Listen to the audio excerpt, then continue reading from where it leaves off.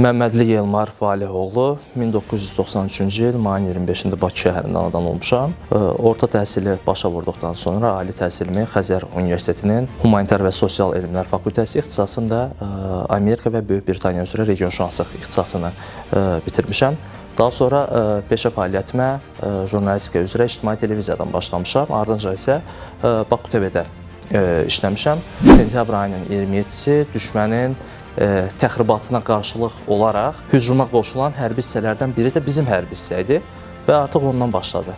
Bu döyüşə yollandıq.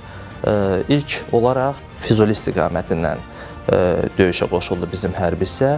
Yəni mən özümün iştirak elədiyim istiqamətlər deyirəm. Füzulinin ardınca Cəbrayılın ardınca biz yollandıq Xocavənd, Xocavənddən sonra Şuşa. Vətən müharibəsinə yollananda müxbir idim.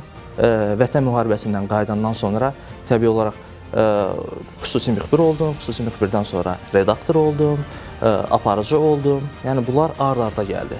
Əgər vətən müharibəsinin o çətinliklərini, müharibənin dəhşətlərini görüb də oradan sağ qayıtmaq özü həyatda çox böyük motivasiyadır və o motivasiyadan istifadə edərək daha böyük uğurlara nail olmaq mənə elə gəlir daha asan ola bilər.